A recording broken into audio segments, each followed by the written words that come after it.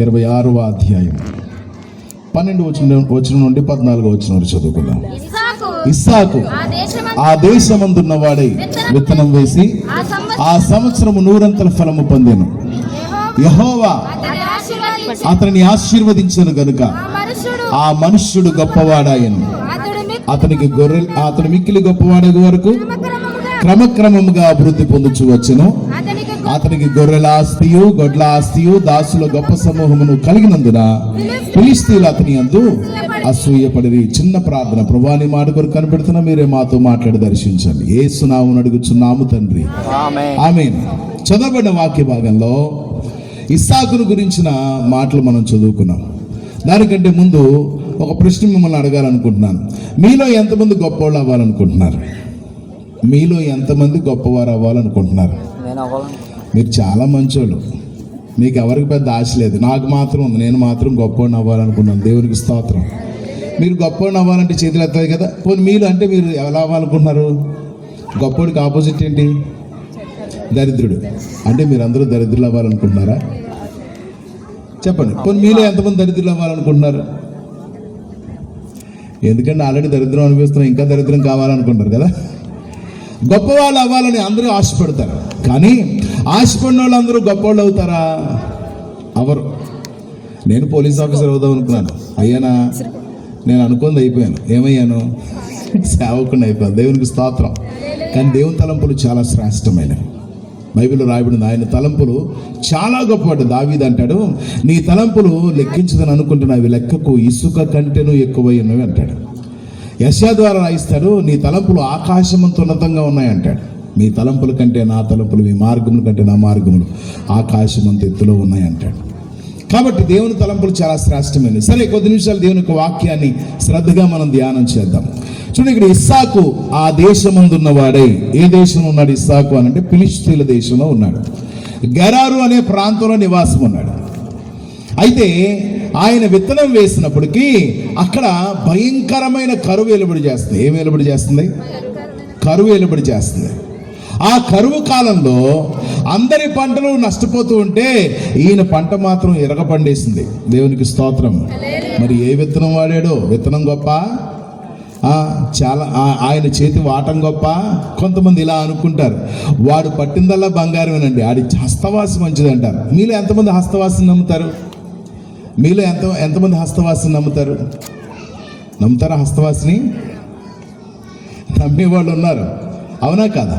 కొంతమంది వాడు పట్టిందల్లా బంగారమేనండి, వాడు ఏం చేసినా పట్టిందల్లా బంగారమే, వాడి హస్తవాసి చాలా మంచిది అన్నట్టు. కొంతమంది చేతి రేఖలు చూసుకొని బతికేస్తారు కదా. చేతిలో సంతాన రేఖ, చెప్పండి, కళ్యాణ రేఖ, ధనరేఖ, ధాన్యరేఖ, దరిద్ర రేఖ, అన్ని రేఖలు చూసుకొని బతికేస్తారు. బతుకులు ఏం చేయరు, ఇంకా చేతులు చూసుకొని బతికేస్తారు, అవునా కాదా? కానీ వాక్యం చెప్తుంది, చాలా మంది వాళ్ళ యొక్క హస్తవాసిని నమ్ముతారు, కానీ దేవుడు మన హస్తాన్ని ఆశీర్వదించకపోతే మనం ఏం చేయలేం. చూడండి, ఇస్సాకు ఆ దేశమందున్నవాడే విత్తనం వేసి ఆ సంవత్సరము 100 ఫలము పొందెను.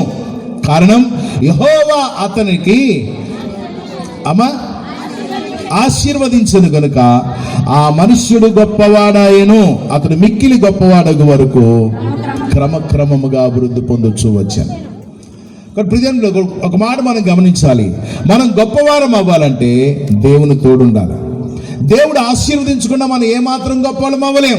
కొంతమంది వారి రెక్కల కష్టం మీద వారికి నమ్మకం ఎక్కువ. కొంతమంది అంటారు, నా రెక్కల కష్టం అండి, నా రక్తాన్ని చెమటగా మార్చి నిద్రాహారాలు మాని అహోరాత్రులు కష్టపడి రేయనక పగలనక రెక్కలు ముక్కలు చేసుకొని నేను సంపాదించుకున్న నా ఇల్లు, నా పొలం, నా సంపద అని చూపించుకుంటారు. నీ రెక్కలే ఎవరు కాదన్నారు?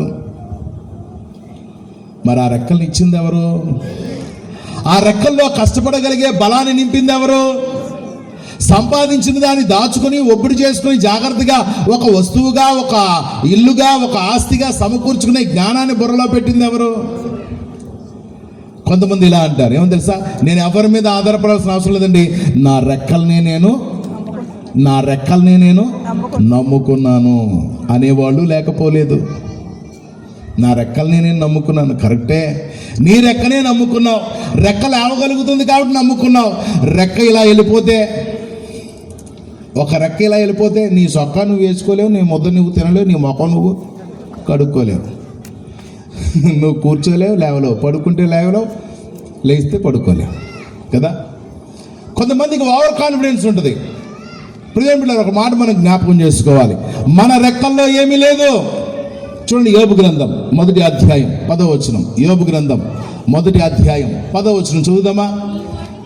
నీవు అతనికిని అతని ఇంటి వారికిని అతని కలిగిన సమస్తమునకును చుట్టూ కంచె వేసిదివి కదా.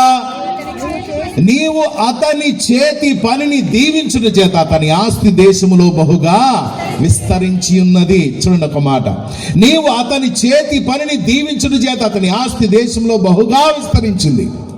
యోబు అంతా ఆస్తిపరుడు అవడానికి, ఆ దేశంలోనే గొప్ప ధనికుడు అవడానికి గల కారణం అతని చేతి పనిని యెహోవా దీవించాడు. హల్లెలూయా. మన చేతి పనిని ఎవరు దీవించాలండి? కొంతమంది వారి చేతులతో నాటి, నా చేతితో నాటిన మొక్కండి కదా. మొన్న కావిడ జాంకాయలు తెచ్చిన చర్చికి, ఫస్ట్ కాసిన జాంకాయలు అంట. నా తలకాయ ఎంత ఉందో ఒక్కో జాంకాయ, ఎంత ఉందని నిజంగానే గుప్పిడి పట్టలేదు నాకు, అంత పెద్ద జాంకాయ తీసుకొచ్చి చాలా గ్రేట్గా చెప్తుంది, నేను నాటిన చెట్టు అండి అంటది. నేను నాటిన చెట్టు. అమ్మ నువ్వే నాటావు, మరి వృద్ధి కలుగజేసేవాడు అపోల్లో నాటాడు, నీరు పోసింది నేను, కానీ వృద్ధి కలుగజేసింది ఆయనే అని పౌలు అంటాడు కదా. ఫలాలు ఇచ్చేవాడు ఆయనే, మన చేతిలో ఏం లేదు. కాబట్టి యోబు యొక్క చేతి పనిని యెహోవా దీవించుట చేత అతని ఆస్తి దేశంలోనే బహుగా విస్తరించింది. అంత విస్తారమైన ఆశీర్వాదం పొందడానికి గల కారణం అతని చేతి పనిని దేవుడు దీవించాడు. హల్లెలూయా. ఈ రోజున మీ చేతి పనులను దేవుడు దీవించినట్లు ఆజ్ఞాపించకపోతే మీకేమీ రాదు. ద్వితీయోపదేశకాండం 28వ అధ్యాయం 8వ వచనం. ద్వితీయోపదేశకాండం 28వ అధ్యాయం 8వ వచనం. 28వ అధ్యాయం 8వ వచనం. నీ కొట్లలోనూ నీవు చేయి ప్రయత్నములన్నిటిలోనూ నీకు దీవెన కలిగినట్లు యెహోవా ఆజ్ఞాపించును. నీ కొట్లలోనూ నీవు చేయి ప్రయత్నములన్నిటిలోనూ నీకు దీవెన కలిగినట్లు యెహోవా ఆజ్ఞాపించును. హృదయం బిడ్డలారా, ఒక మాట గమనించండి, మనము దీవించబడాలంటే నా యేసయ్య ఆజ్ఞాపించాలి. నా కుమారుడు చేసే వ్యాపారము దీవించబడును గాక అని ఆయన పలికితే నీ వ్యాపారం దీవించబడుతుంది. నా కుమారుని యొక్క వ్యవసాయం దీవించబడును గాక అంటే నీ వ్యవసాయం దీవించబడి దిగుబడి రాబడి బాగా వస్తుంది. నా కుమారుని ఉద్యోగంలో ప్రమోషన్ వచ్చును గాక అంటే దేవుడు నీకు ఉన్నతమైన అభివృద్ధిని, దేవుడు నీకు ఉద్యోగం అనుగ్రహిస్తాడు. గల్ఫ్ ప్రయత్నం సఫలమగును గాక అని ఆజ్ఞాపిస్తే చక్కని వీసా వస్తే చక్కగా నువ్వు ఫ్లైట్కి వెళ్ళిపోతావు హ్యాపీగా. ఏదైనా నువ్వు చేసే ప్రతి ప్రయత్నంలో నా దేవుని ఆజ్ఞ నోటి మాట ద్వారా జారీ చేయాలి. ఆయన ఆజ్ఞాపించకుండా ఏది నీ దగ్గరకు రాదు. యోహాను సువార్త 1వ అధ్యాయం 2-3 వచనాల్లో రాయబడింది కదా, సమస్తమును ఆయన మూలముగా కలిగెను, కలిగి ఉన్నదేది ఆయన లేకుండా కలగలేదన్న సంగతి జ్ఞాపకం చేసుకోవాలి. నీకు కలిగిన బట్ట అయినా అవ్వచ్చు, గృహమైనా అవ్వచ్చు, ఆస్తి అయినా అవ్వచ్చు, ఐశ్వర్యమైనా అవ్వచ్చు, ఆరోగ్యమైనా అవ్వచ్చు, ఆయుష్ అయినా అవ్వచ్చు, ఏదైనా కానీ నీకు కలిగిన ప్రతిదీ ప్రభువు అనుగ్రహించిందే. ఆయన లేకుండా ఏది నీ దగ్గరకు రాదు, రాలేదు కూడా. కాబట్టి యోబు చేతి పనిని దేవుడు దీవించాడు. అది యోబు యొక్క చేతి గొప్పతనం కాదు, ఆ చేతిలో దేవుని చేతి యొక్క ఆశీర్వాదం ఉంది. హల్లెలూయా. నా యేసయ్య ఆజ్ఞాపించాలి, ఆయన మాట మాత్రం సెలవిస్తే చాలు కదా. మనం బ్రతికేది కూడా ఆయన నోటి మాట వల్లే. మత్తయి సువార్త 4వ అధ్యాయం 4వ వచనం, మనుషుడు రొట్టె వలన మాత్రము కాదు గాని దేవుని నోటి నుండి వచ్చి ప్రతి మాట వలన జీవించునని రాయబడింది. ఈ రోజు మనం బతికున్నామంటే కారణం తెలుసా? నా యేసయ్య నోటి మాట ఆజ్ఞాపించాడు, నా కుమారుడు ప్రసాద్ ఈ రోజు జీవించును గాక అని ఆజ్ఞాపించాడు. అందుకే ఇంకా జీవించున్నాం. దేవునికి స్తోత్రం. ఊపిరి తీసుకోగలుగుతున్నాం, చలించగలుగుతున్నాం, మనగలుగుతున్నాం, బ్రతకగలుగుతున్నాం, పని చేసుకోగలుగుతున్నాం, తిరగలుగుతున్నాం, క్షేమంగా గృహానికి రాగలుగుతున్నాం అంటే నా యేసయ్య నోటి మాట ఆజ్ఞాపించాడు. ఆయన ఆజ్ఞాపించకుండా ఏది జరగదు. ఓ రోజున శతాధిపతి వచ్చి యేసు ప్రభుని అడుగుతున్నాడు, అయ్యా నా దాసుల్లో ఒకడు రోగి అయి మంచాన పడి ఉన్నాడు, ఏమైనను వాని యందు దయ ఉంచి కొంచెం స్వస్థపరచవా అని అడిగితే ప్రభు అంటాడు, నడు వెళ్దాం అని అంటే ఆ శతాధిపతి అంటాడు, ఏమని తెలుసా? అయ్యా నీవు నా ఇంటిలోనికి రావడానికి నేను అంత యోగ్యుణ్ణి కాను, లేక నేను పాత్రుణ్ణి కాను అని అంటాడు. శతాధిపతి అంటే 100 మంది మీద అధిపతి. ఆయన కింద 100 మంది పనోళ్ళు ఉంటారు. అలాంటి ఒక ఉన్నతమైన క్యాడర్లో, ఉన్నతమైన ఉద్యోగంలో ఉన్నటువంటి వ్యక్తి యేసు ప్రభు దగ్గర తగ్గించుకుంటున్నాడు. నేను పాత్రుని కానయ్యా. మనం దేనికి ఆఫీసర్లం కాదు, కానీ మందిరంలోకి వచ్చిన తర్వాత ఆఫీసర్ కన్నా ఎక్కువ బిల్డప్ ఇస్తాం దేవుని దగ్గర. అవునా కాదా? నువ్వు నీ గొప్పతనాలే చెప్పాలి దేవుని మందిరంలో. పరిసెయి టైపు కదా, తగ్గించుకోరు. నేను ఎందుకు తగ్గాలి? శతాధిపతి ప్రభు దగ్గరికి వచ్చి అన్నాడు, అంత ఆఫీసర్ స్టేజ్లో ఉండి కూడా, నేను పాత్రుని కాను, నేను యోగ్యుని కాను, నేను అర్హుని కాను, అంత గొప్పవాడిని కాను అని చెప్పి అన్నాడు. ఒక్క మాట మాత్రం సెలవివయ్యా, నా దాసునికి స్వస్థత కలుగుతుంది. ఏమండి, ఆయన అడిగే సమయానికి ఇవి ఉన్నాయండి? ఇవి ఉన్నాయా? సెల్ ఫోన్లు ఉన్నాయా? అయ్యా ప్రభు, ఒకసారి మా వాడికి కాల్ చేస్తాను, కొంచెం ఫోన్లో ప్రార్థన చేయండి అనడానికి ఫోన్ లేవే, ల్యాండ్ లైన్ లేవే, ఏమీ లేవు. కానీ శతాధిపతి నమ్మిందంటే తెలుసా? ఆయన ఎక్కడ ఉన్నా ఆజ్ఞాపిస్తే, రోగి ఎక్కడ ఉన్నా వారికి స్వస్థత కార్యం జరుగుతుంది. ఆయన మాట ప్రపంచమంతా వ్యాపించి ఉంది అని నమ్మాడు. చప్పట్లు కూడా దేవుని నామాన్ని స్తుతులు చెల్లిద్దాం కదా. ఆయన ప్రపంచంలో ఏ మూల నుండి పలికినా, ప్రపంచంలో ఏ మూలలో నువ్వు ఉన్నా, ఆయన నోటి మాట నీ పక్షాన కార్యం చేస్తుంది.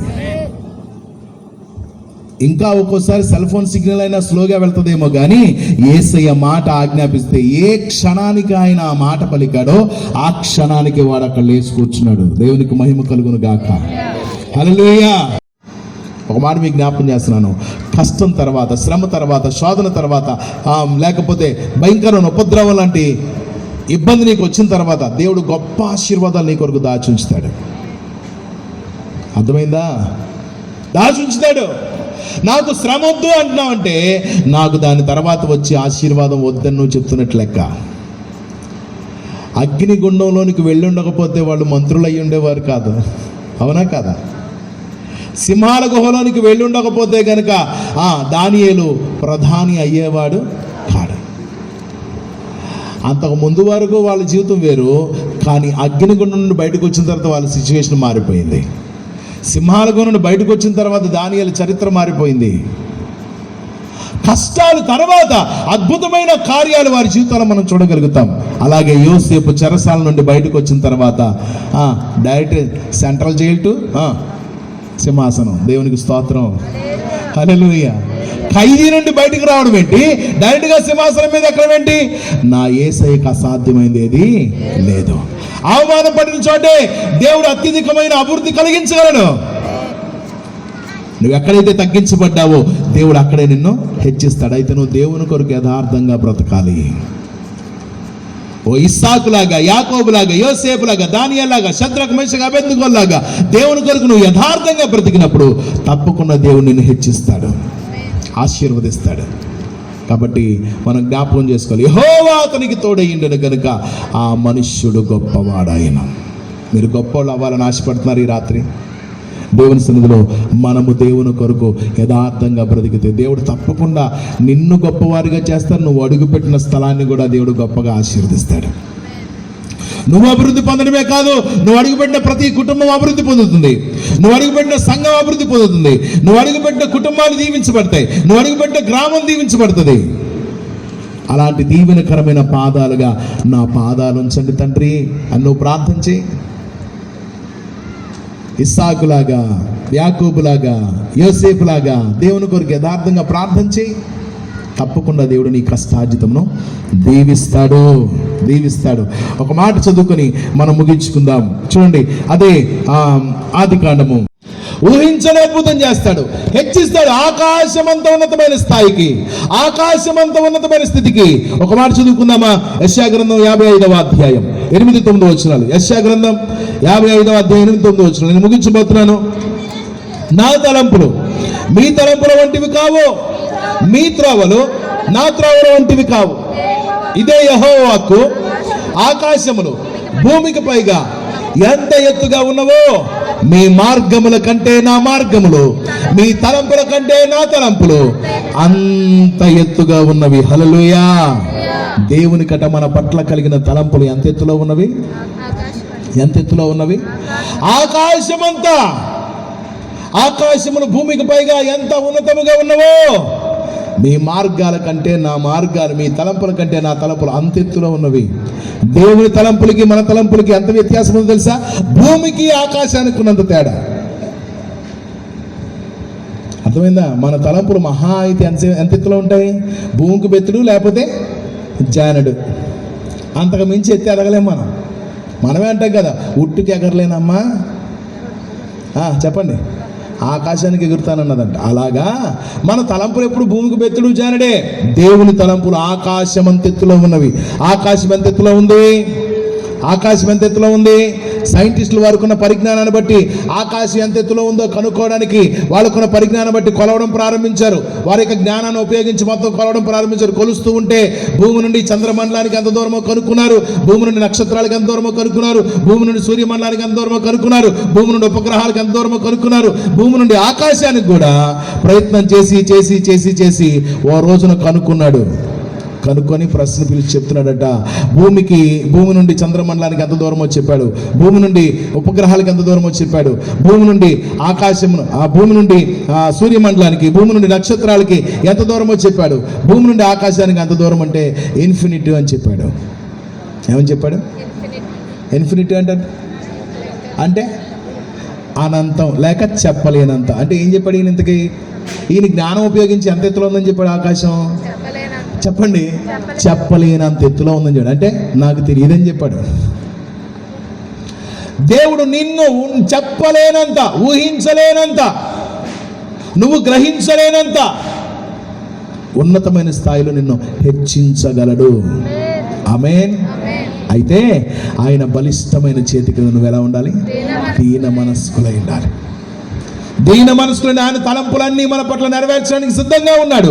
ఆకాశమంత ఉన్నతమైన స్థితిలో నిన్ను ఉంచడానికి సిద్ధంగా ఉన్నాడు. కాకపోతే ఆయన తలంపును బట్టి నడుచుకోవడానికి నువ్వు సిద్ధంగా ఉన్నావా? ఆ చిత్తము నెరవేర్చే వరకు దేవుని సన్నిధిలో కనిపెట్టడానికి నువ్వు సిద్ధంగా ఉన్నావా? ఈ రాత్రి ప్రభు నీ పట్ల అద్భుత కార్యం చేయడానికి ఇష్టపడుతున్నాను. నిర్దిష్టమైన సమయాన్ని దేవుడు నీ కొరకు ఏర్పాటు చేసి ఉంచాడు. అది నీ చదువైనా, నీ ఉద్యోగమైనా, నీ వ్యాపారమైనా, నీ వ్యవసాయమైనా, నీ ఏ ప్రయత్నమైనా దేవుడు తగిన సమయంలో నిన్ను హెచ్చించడానికి సిద్ధంగా ఉన్నాడు. అప్పుడు వరకు ఆయన చేతి కింద దీన మనసుతో ప్రార్థన చేస్తూ కనిపెట్టు, తప్పకుండా ప్రభు నిన్ను హెచ్చిస్తాడు. దేవుడి వాక్యం మన వినికిడిలో దీవించునుగాక. తల వంచండి, కళ్ళు మూసుకోండి.